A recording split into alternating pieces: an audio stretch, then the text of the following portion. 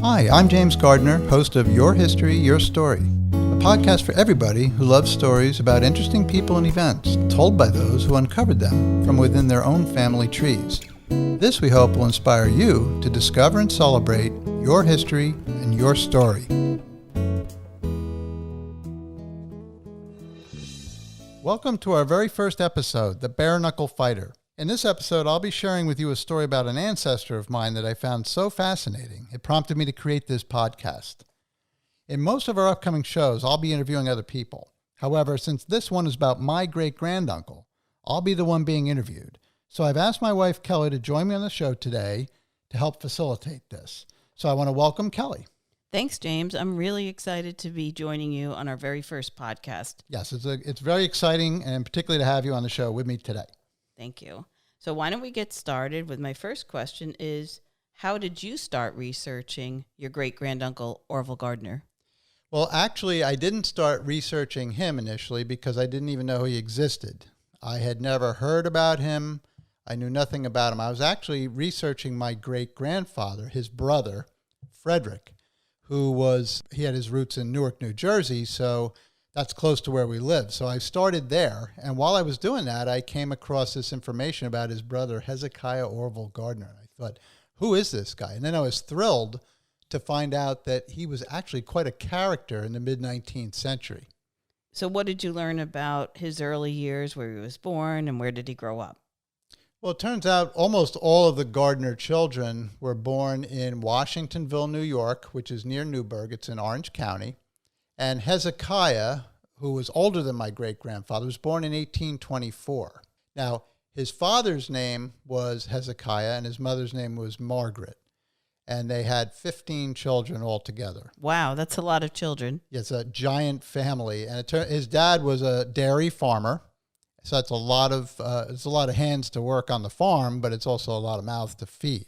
So basically what happened from there was that the elder Hezekiah decided to move his family down to Newark, New Jersey, and I'm not quite sure why, but I'm pretty sure it's because there was a Gardner family shoemaking business in Newark, and perhaps he went down there to start to work there. Maybe things weren't going as well up in the Washingtonville area with this dairy farming business. I'm not quite sure. So what happened after they moved and got settled in Newark? Well, what happened, sadly, in 1836, well, I shouldn't say 1836, that's the year they moved. 1842, Hezekiah Sr. passed away. Oh my. And so Margaret was left with all these kids. There were probably some of the older children had moved out at this time, but she had a lot of kids left. And her attention was spread very thin. And she had two particular sons of hers, Hezekiah Orville, who was called Orville, and to distinguish him from his dad, and Howell, his younger brother, were two of the brothers who got in particular trouble. They were unsupervised. They were out on the streets of Newark. They were getting into trouble. And most of the time, that trouble was fighting. So a lot of the people in the neighborhood actually referred to them as those awful Gardner boys. And that's the reputation that they had at that time. That's not a good way to start. No, not at all. Being out on the streets, Orville, who was he was the tougher probably of the two. He actually got into a fight with a bully one time who challenged him, and he made short work of the bully. But then the bully's older and bigger cousin came to challenge this upstart and into a fight. That fight really turned into a mess. It was a literal and figurative mess. It rolled out of a tavern into a street, and they were throwing each other down into the road, which was covered with mud and horse manure and all those things. It was like a scene from an old Western type of a thing. Something like Bonanza. Bonanza or Gunsmoke, absolutely. And actually, Orville became the winner when his opponent struck his head on the ground and was unconscious. And sadly, the opponent died from his injuries. So Orville was hauled in front of a magistrate to face charges that he killed this guy. But the magistrate found him not guilty because several witnesses, including the poor man's cousin, told the magistrate that Orville had acted in self-defense. So he got off. What would have happened had he been found guilty? Well, back then, there's a high likelihood he would have been hanged. I mean, it was the 1840s, and they would have been swift justice. Certainly, at best, he would have gotten a long prison sentence at that time. So even though the magistrate found him not guilty and he acted in self-defense, what did he do with him? The magistrate did not want to deal with him anymore. Even though he had not put him in jail or hanged him, he wanted to get him out of his hair. So he ordered that he leave the city of Newark. So he was basically thrown out of his hometown. Yeah, he was thrown out of his hometown, and he had to find somewhere to go. So even though he was pretty young at the time, he may have been, 16 or 17, he tried to join the army, and he lied about his age. And he was quickly found out, and he was tossed out, and that was the end of his military career. That was a very short career. Very short career. I don't even think he got a uniform. So that was how short that was. But what he did do was to decide to go back into Newark. He snuck back, and he had a girlfriend, I guess, at the time. Her name was Amelia, and he married her. And at this point, it was the year 1844, and they together left with his brother Howell to go to New York City to strike out on their own because he didn't want to be found out by the authorities. So once they moved to New York, what happened to them? Well, a lot of stuff happened when they moved into New York. First of all, there was a little incident I want to tell you about on their way into New York. The three of them were on a wagon, and some highway robbers approached them. It was one guy was clearly the ringleader, and he had two thugs with him. And they tried to rob the three of them. And awful Gardner jumped off the wagon and engaged the leader in a big fight. Well, that's shocking. Oh, it's very shocking. It was so untypical of him, And Howell stood on top of the wagon with a pistol aimed at the other two men so that they wouldn't jump in and try to help their friend. And Orville won the fight pretty quickly with this guy. I don't think this guy knew who he was harassing and stopping. No, he had no idea. He was attempting to rob somebody who was it's like trying to attack a crocodile, basically. So once they got into New York finally and settled, then how did their lives change and what did they do? Well, what happened was, I guess earlier while they were in Newark, Howell and Orville were following, newspapers or hearsay or whatever they were hearing from people in the community that there was this very famous boxer by the name of Yankee Sullivan, who was not a big guy, but he was a very clever fighter, and that he was able to take on some young men as sort of proteges of sorts, and he was teaching them how to box. So the two of them decided to go underneath his tutelage, and he became their mentor, and he trained with them, and he actually got them ready for fights. Now, as a trainer, this guy, Yankee Sullivan, would likely take a cut of their winnings if they won any fights for which there were bets or prizes put up. So, but he got them into pretty good shape, and they took on the very fearsome nicknames that would stay with them the rest of their lives: Horrible Howell and Awful Gardner. And Orville's nickname was Awful. So those names were meant to intimidate people. So I guess they became pretty popular. They became very popular. They started winning a lot of fights and getting a lot of press, and people were following them. People started to talk about them. The two of them figured they didn't need Yankee Sullivan anymore. So, why should they split their winnings with him? So they left him and went off on their own. So is that typical for boxers to change their managers during the middle of their careers, even though it was still illegal at that time? Well, it probably wasn't too typical, but it depended. They were doing so well, they just didn't feel that they needed him anymore. And why the heck should they split any of their winnings? They felt that they were fast learners, put it that way. Orville and Howell, they couldn't be fighting all the time. No. So in between fights, what were they doing to earn a living? Okay, well, one of the things they would do in between major prize fights, there would be what would be called exhibition fights. These were usually just small stake type of things where they could win a few bucks or they could win a basket of wine or something like that. But the two of them also got involved in gambling. They would get involved in betting on other fights. They would bet on cockfights, dog fights, card games, types of things like that. But Orville in particular got involved in emigrant running. And what is that? Emigrant running was when usually some sort of bruiser guy would be hired by hotel keepers, slumlords, steamboat captains, people like that, to board the ships of recently arrived immigrants. And most of them would be Irish immigrants who had come to escape the potato famine.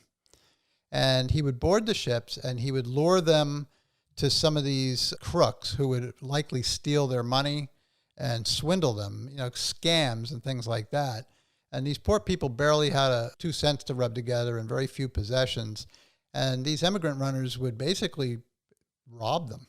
At this point, was Orville earning any money legally?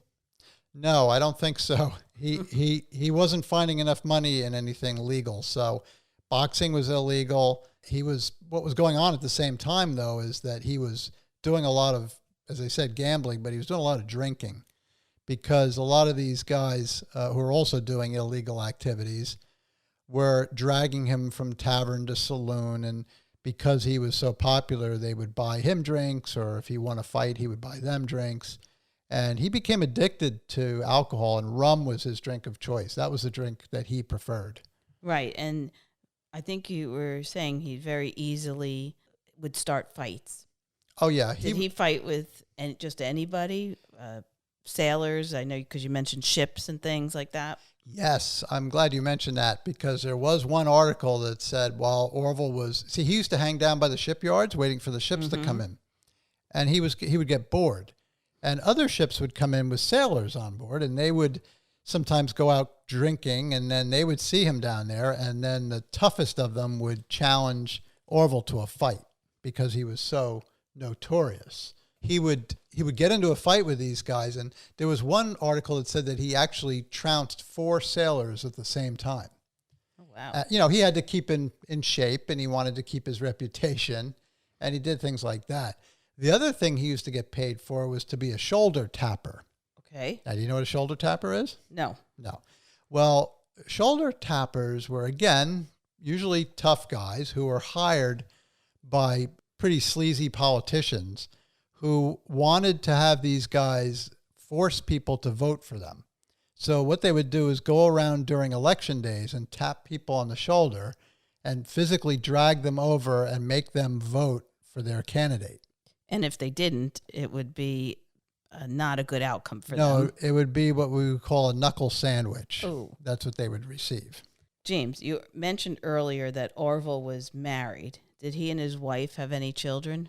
Yes, they did. They had one son. They only had one child, and it was Orville Jr. was his name. Amelia was often playing the part of father and mother because he was away all the time doing something. He loved his little boy. He loved him a lot, but he still put gambling and drinking and fighting first. So that was sort of the thing that kept him from his son. But what I do want to say is that Orville's biggest payouts were in the major prize fights. Okay. So let's go back to that. Sure. His first majorly billed prize fight was against a Scottish champion by the name of Alan McPhee. When you think about how people traveled back then, it's the 1840s. This guy came all the way from Scotland to fight against awful Orville Gardner. The fight went 33 rounds. Wow. And Orville won the fight after giving the guy a severe beating. But this guy was as tough as nails as well. Now remember, let's think about fighting back then. While today a professional fight would be, I think, 12 3-minute rounds. They would be timed rounds. They would have padded gloves. They were regulated. Okay. And back then they were bare fists. So you can imagine a bare fist crashing against your face or your stomach or whatever. The rounds were not timed, and they only ended when one of the boxers either hit the floor with their knee or part of their body. And as far as that would be when the round ended. But the fight continued as many rounds as needed until somebody couldn't get up anymore. So they weren't for the faint-hearted. No, I would say not. Did Orville fight in any other major fights? Yes, he did. He had another one not too long after that against a boxer by the name of William Hastings, and his nickname was Dublin Tricks. They all had nicknames. And he was obviously of Irish descent, and he was a tavern owner, and people were afraid of this guy. This guy was also a tough guy, and so when the fight was coming up, it was really talked about. So when the fight took place, again, it was a rough and tumble event, but Orville early in the match dislocated his shoulder, which put him at a severe disadvantage. Absolutely. And then as time went on, Orville was like fiercely trying to knock him out. So he was using all his might, and he actually broke 2 fingers in his right hand that were so badly broken that later on they were actually amputated. Wow. Did that end his career? Well, not entirely, but it certainly put a damper on it. But it certainly ended the fight because he lost the fight, and that was really the first time he ever lost. So it was a big blow to his ego and what he thought could have been his career. Sure. So after he was defeated by Hastings, did his fame subside? Actually, not at all. No, not at all. Because he was still sought after for all his knowledge because he knew how to box. He knew all there was to know about boxing. So he was sought after as a trainer and a corner man. And he was sought after by a man named John Morrissey. And John Morrissey was a up-and-coming boxer. He was younger, and he was also a rising star in Tammany Hall politics. And he was sought after as a manager because, frankly, people felt with him literally and figuratively in their corner that they could beat anybody.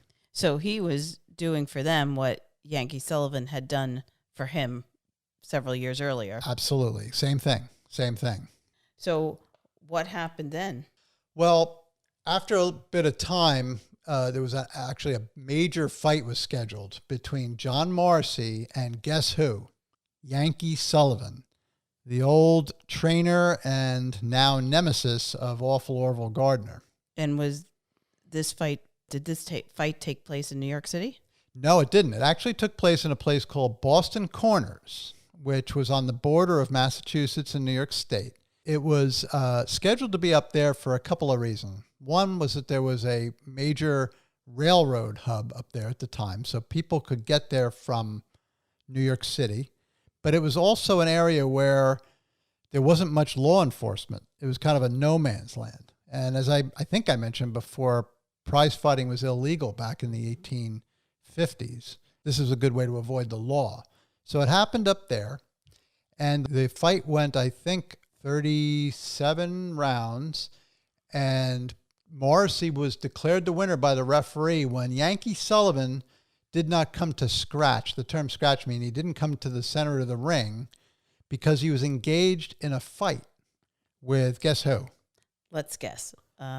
Awful Gardner. Yes. He had charged into the ring and grabbed the hold and started punching Yankee Sullivan because he had seen that Sullivan had committed a foul against John Morrissey. And he didn't want him to get away with it. And he didn't want him to get away with it. So while Yankee Sullivan was engaged in awful, Morrissey was declared the winner. Now, after that decision, it wasn't taken well by the supporters of Yankee Sullivan. And a big brawl broke out, and it just poured out of the ring. It ended up being mayhem all around the area. There was like a riot. Like a riot, looting and rioting. You can imagine you had about actually 3,000 people attended this fight, and a lot of them were probably well oiled with booze, and a lot of people had money on it, and you can imagine tensions and anger was really raging. So it actually turned into a terrible event. So what happened to Awful then? Well, he was actually arrested. Oh, boy. He was arrested for his role in that fight, and he actually went to jail for it. So after he spent time in jail, I don't know how much time he spent there, but probably long enough to think about things. Did he do anything differently? No, he didn't really. He sort of went back to his old ways again, and on one occasion, while emigrant running, he approached a guy about using a steamboat that he was touting. And the man said, get lost. Leave me alone. So Orville did what he did best. He broke the guy's jaw with a pair of brass knuckles. Of course. Yeah, and he went away for that too. He went to Blackwell's Island. It was a penitentiary on what is now Roosevelt Island in New York City, and he did some time there as well. So his life was obviously out of control, and he was getting into so much trouble. How long did this go on for? Well, it went on for a little while, and then really a major tragic event started to change things around for him. In October of 1854, at the foot of Warren Street on the west side of Manhattan, his 7-year-old son, Orville Jr., who had actually been out playing with some boys on the dock, he fell off the dock into the water and he drowned. Oh, how horrible. Yes, so you can imagine the absolute grief that his mother had, because at the time, Orville was away on one of his escapades. So he wasn't reached right away. The body was brought back to his mother's house, and word was taken to Orville, who I think he was actually running from the law at the time. And he came back, and he was absolutely grief-stricken by it. He felt terrible about it. And at this time, for the first time ever, he started to look at his life and say, I don't like myself anymore. And I know that if I don't change things, I'll never get to heaven to see my little boy again. Right. So did he change things? Well, not initially. When he started to look sort of deep within himself, he started to get more anguish. He didn't know what to do, because he was addicted to rum, and he kind of liked the cash rewards of training fighters, because he would make a lot of money and then he'd go off on a spree, but he certainly had enough money. From what I understand, he still took pretty good care of his wife. He did care about her. He never was violent with her or anything like that. And he kept her provided with certain things, but he was never home. He really didn't help out much raising his son. Right. So now you've been talking a lot about awful Gardner. What was going on with his brother Howell during this time? Oh, I'm glad you asked. Now, Howell at the time, he was still doing the things Orville was doing, maybe not to the extent, but he was still doing a lot of drinking and fighting and doing stuff like that.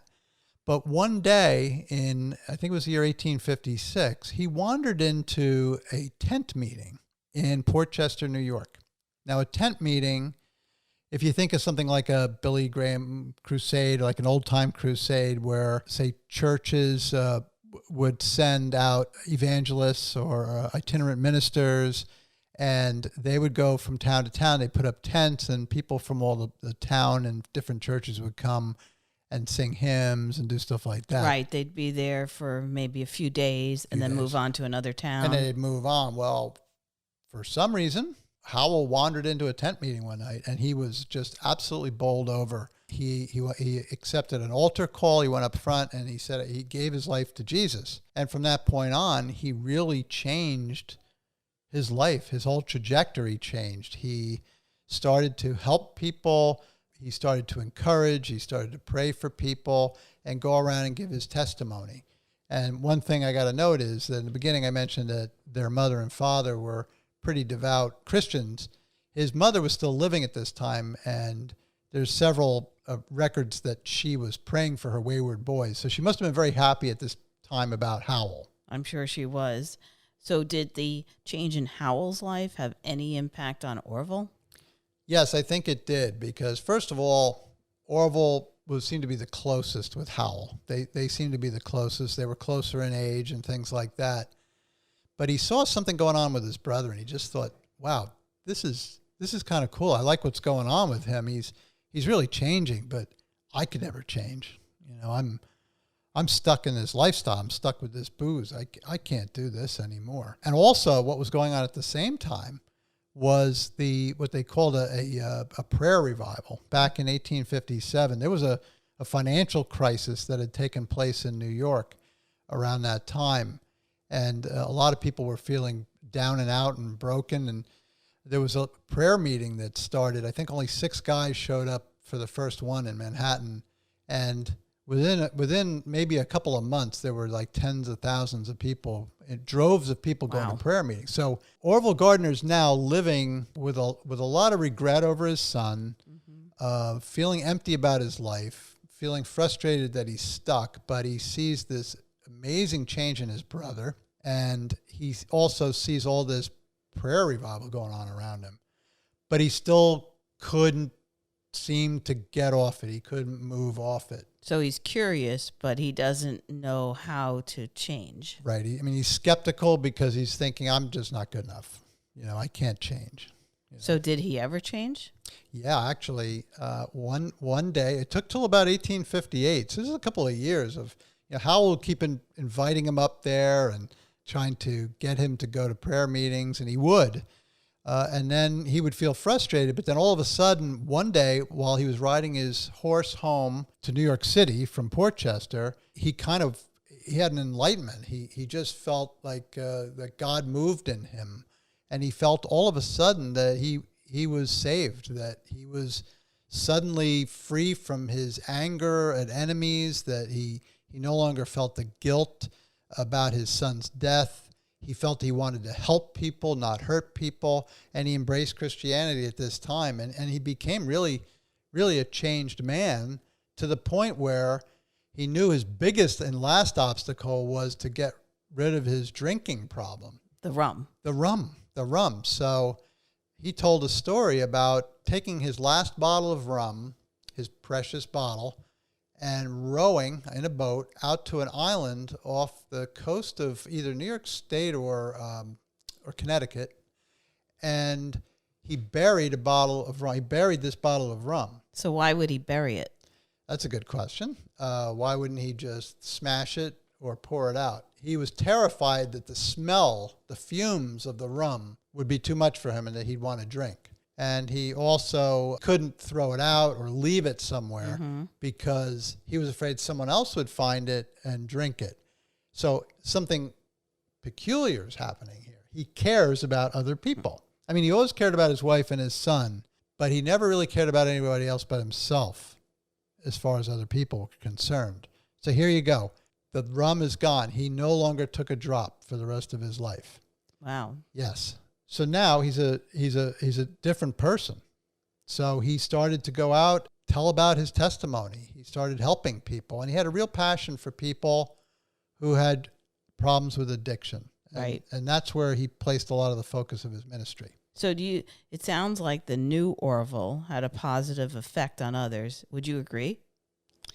Oh, yeah. Or it was beginning to? I think it was taking a really positive effect. He started to reach out and do some ministries, and some local people in New York City, I think they were ministers or people in the community, who saw that there was a terrible problem with alcoholism in New York City, asked him to be the superintendent of what was called the Fourth Ward Coffee and Reading Room. Okay. And it was in the Bowery in New York. They asked him to run it because he was well known and they knew people would come. And really what it was kind of a non-alcoholic alternative to a saloon. So men could go and drink coffee and read newspapers and talk a little bit. That's great. So it's great. Did he ever go around speaking with it, telling his or sharing his testimony, or another word for that would be his story? Yes. To people all over, or was it just limited, the immediate? He would go mostly in the New York City area, but he would go to churches and places maybe in the tri-state area. But one place that he really had a big impact was one time he was invited to speak at Sing Sing Prison. Sing Sing was in New York State. And so that was a prison that he had previously been an inmate at. Correct, yeah. So, but now he's there as a speaker. Yes, he was there. He originally was there for one of his many crimes. Who knows how long he spent in there, but he was in there, and he was invited to speak. And he stood up in front of the prisoners and gave a very heartfelt, tearful testimony about how his life had been changed through his Christian faith, that he spoke about the evils of alcoholism and some of the things in his old life. Right. And, so he must have, I'm sure it wouldn't have been out of the question for him to run into anybody that he knew in his former life. Yeah, a lot of people there wouldn't have been surprised to see him as a prisoner again. But the people who were there were surprised to see him giving his testimony and hear him. And one of those people was a man named Jerry Macaulay. Now, Jerry Macaulay was a Irish-born river thief.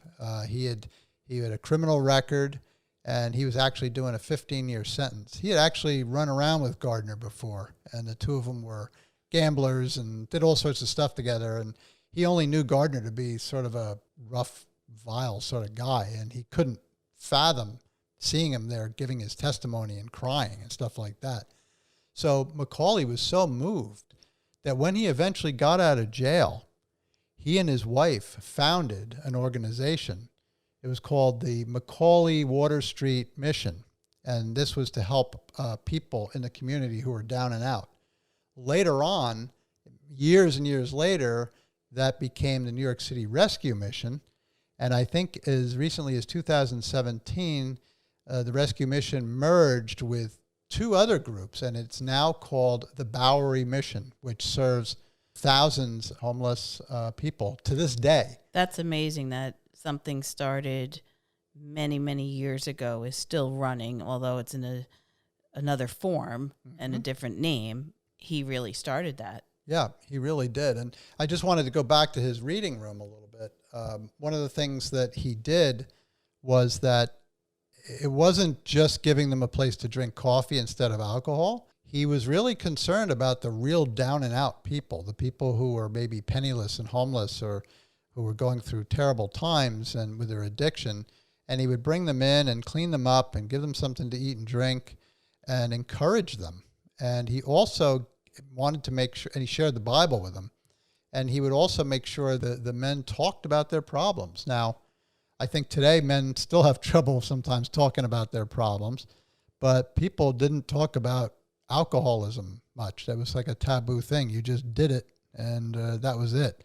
So he would encourage the people to talk, and he was there to answer questions. He was always there, and they were always looking for him.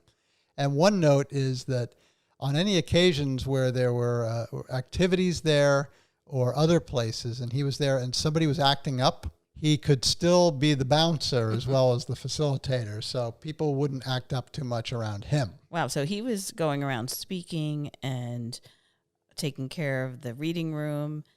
How was he able to keep up with all his activities?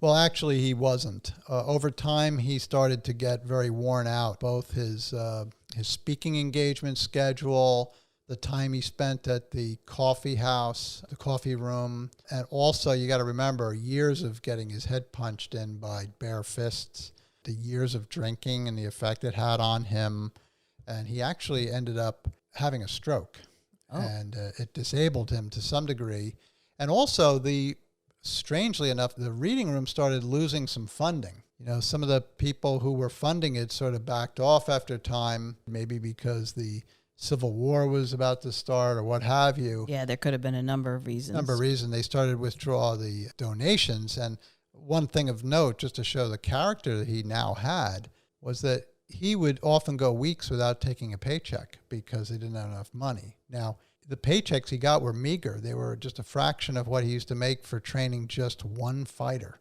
So he wasn't doing that anymore, but he also wasn't drawing a check. At one point, he actually went to Newark for a while to work in the shoemaking business just to make a few bucks. But he got very ill, and he was at one point in time, he was treated in a Morristown hospital for his disability from his stroke. But he did recover to some degree. Good. So what was Howell doing during this time that his brother was slowing down in his ministry? Howell was actually fit as a fiddle. He was very strong. He was a little younger, but he hadn't had the disabilities that Orville did. And he was preaching all over the New York City area, New Jersey, Long Island. And he loved to go into some of the seedy dance halls that existed then. There was a place called McGlory's on Hester Street. And he would like to go in. Now, he would walk in, and these are places he used to go to. And yet they didn't throw him out. They loved to hear what he had to say. He cared about the people in there. As a matter of fact, he talked one girl out of entering a life of prostitution. So he was well liked, and people used to listen to him, but he used to preach the gospel in these places. He really had an influence with them. Oh, he was doing great. Now, sadly, in August of 1883, while Howell was on a steamboat called the Riverdale, he was going up the Hudson River to visit his wife for the weekend. And the boiler on the ship exploded, and it sent boiling hot steam all throughout the ship, and the ship sank in the Hudson River. And he survived it, the initial explosion, and people actually saw that he was helping people to safety. and because he was that kind of guy. And he was, I believe you had told me earlier that he was severely burned. He was severely burned. They brought him into New York Hospital, and they thought he was going to recover. And a lot of people were killed instantly on this ship. And I know there's a big investigation about it and things like that. But sadly, he died a very short time later from his injuries because back then they didn't have antibiotics. He went into shock. They said, I know it's kind of disgusting, but they said that his skin was peeling off in sheets from the burn. So given his injuries and the medicine back then, the way they treated it, he passed away. So what happened at his funeral then? His funeral was a huge event. It took place in New York City. And in the church during the funeral, there were regular churchgoers who were used to sitting in pews every Sunday, sitting next to tavern keepers, boxers, prostitutes. And I say boxers, that was illegal then, so they were criminals. And they were all there together, really singing hymns and listening to sermons about the wonderful giving man that Howell had become and the work he had done tirelessly in the area. And so he ended up becoming very respected. Very respected. And he was buried in Newark, New Jersey. And was Orville at his funeral? He was. He wasn't heard from too much more after that, but he was there and he was rather infirmed. He wasn't well. Some said he was his mind was going a little bit. So people were concerned about that. And I know that he had trouble surviving with money in some cases. Right. So now you're saying he's sort of getting up there in years. He's in failing health. Where did he end up? Well, he moved around bit by bit. He and his wife, Amelia, ended up in a nursing home in Metuchen, New Jersey. And he was later expelled from the nursing home because the head matron, Mrs. Van Pelt, actually tossed him out, saying he was unruly. Because she was a tough lady, right? I think she was as tough as he was. Almost, yeah. He could be very nice and sweet and everything like that, but sometimes I think he used to get agitated, and there would be some problems. So he was thrown out, but he went back a couple times to visit her, and on one occasion she wouldn't even let him in to see his wife, which was kind of sad. Yes. And eventually she passed away. So from then on, he went to poorhouses. So what exactly is a poorhouse? A poorhouse back in that time was a place where it was more or less like a government-run facility, a municipal, city, whatever. Could be a state organization that helped the down and out. But these were not often very good places. I mean, you've heard about workhouses in Europe, like Charles Dickens movies and things like that.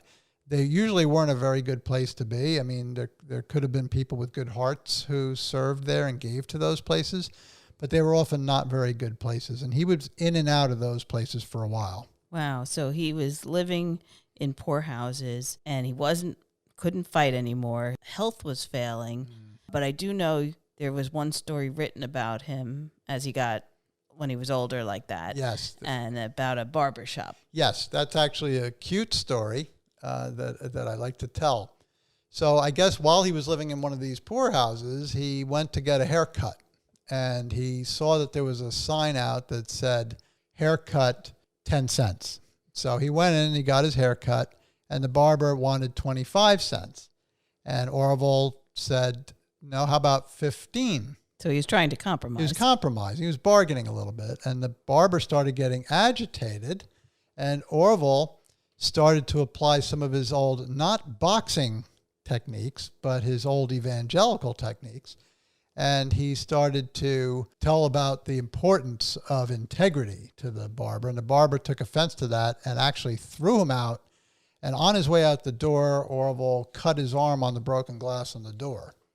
And the police actually approached Orville afterward and said, do you want to press charges against the barber?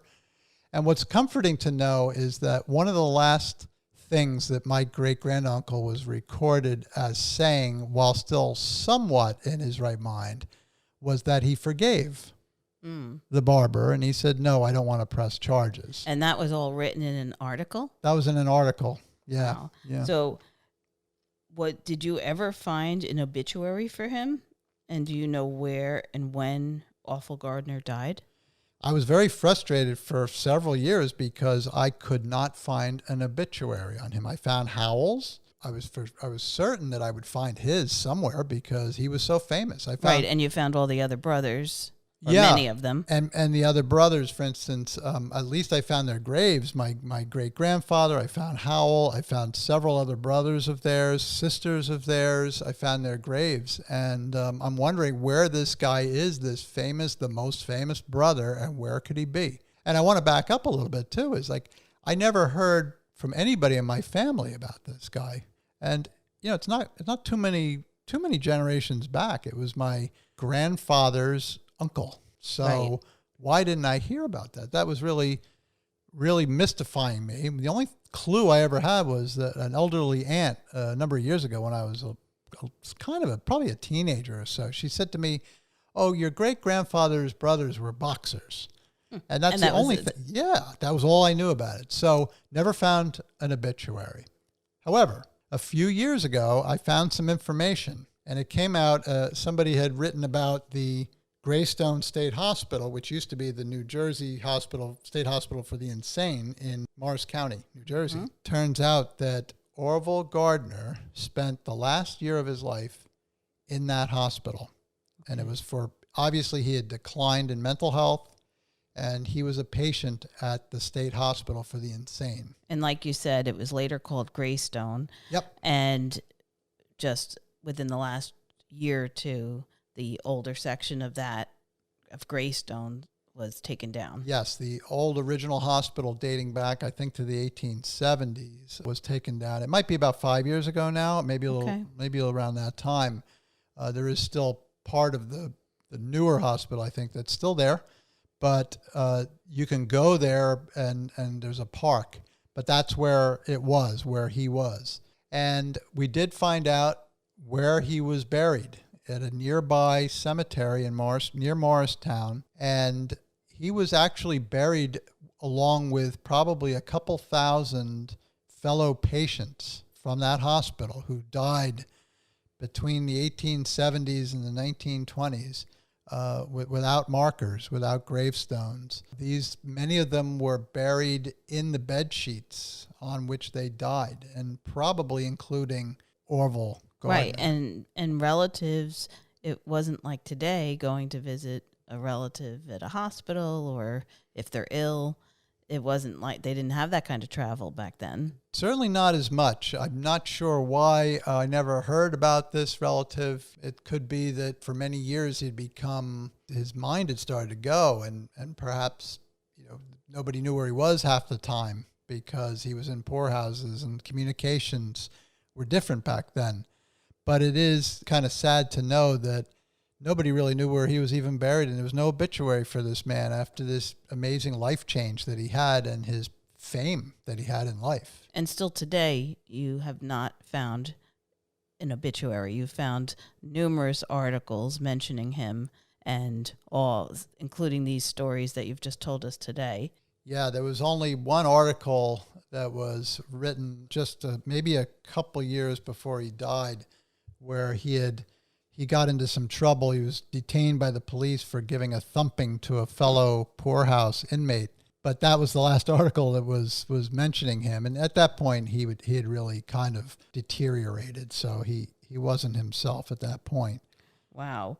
So, James, your Uncle Orville, great Uncle Orville, he led a life full of lots of twists and turns. How would you sum up his almost 70 years here on Earth? I'd say it's an understatement to say it was an active life.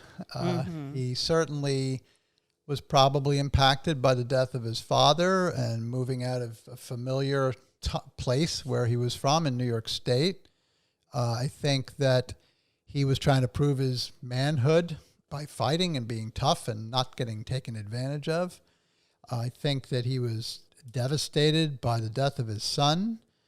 And, I just think he found a way of life that was exciting when he was younger, and he was always trying to prove something. But when his son died, it softened him up. And then when his brother came along and he started to see another alternative, that God had a purpose for him, at that point, particularly when he gave up the alcohol, his life, that void from the fighting and the gambling and the alcohol, he filled it with helping other people. And that's why I think the Fourth Ward Coffee and Reading Room was huge, and the evangelizing that he did and helping people just filled that. So I think that was it's kind of a sad end, though, that he really did end up paying the price on earth anyway for the life he led with the rum and the fists to the face and rough and tumble stuff. It affected him, but his changed life also impacted thousands to this day. When you think of it, that brief amount of time he had between his old life and his mental deterioration is still impacting people at the Bowery Mission today. So I'm very impacted by that. That's great. Well, I want to thank you for sharing your story. And not only is it your story, but it's Awful Gardner's story too. And I think he would be very proud of you for bringing his entire story to life and sharing it with everybody. And I think our listeners have probably found Awful Orville quite the character. But I do want to ask you one more question. Sure. And how is the researching and the telling of Orville's story, how has it impacted you and your life? Well, I believe we can learn a lot from history in general, but family history can touch us in a deeper way. And it touched me in a deeper way because it helped me to feel personally connected with another place and time back in the 1840s, 50s, and 60s. And it made me ask questions of myself, such as, what would I have done if I had faced some of the challenges he did or the opportunities? Would I have gone down the same road? Would I have made other choices? These are questions we can all ask of ourselves when we reflect on the lives of our family and ancestors. I was moved by this man's simple love that he had for other people in this short window of time in his life. And one thing I really have to say is that it was very sincere from what I read. It was brief. Some people might say it doesn't make up for all he did, but you know what? It was sincere, and he really loved people, and he cared about them. And for the time he had, he did his best. Just think, at some point, I plan on writing a book about Orville because I would like to fill it with more of his escapades and more of the things that he did after his change. And I really want to do that. But for now, I hope that you've really enjoyed this colorful story of my great-granduncle, Awful Orville, who actually turned out to be not so awful after all. So, Kelly, I want to thank you so much for helping me out on this episode. And until next time, keep discovering and telling stories that inspire you and others. Have a great day. Thank you for joining us for this episode of Your History, Your Story. Please subscribe, share, and check out our website at yourhistoryyourstory.com for episode notes and bonus content. We'd love to hear from you if you have any questions, comments, or a story to tell. Be well and God bless.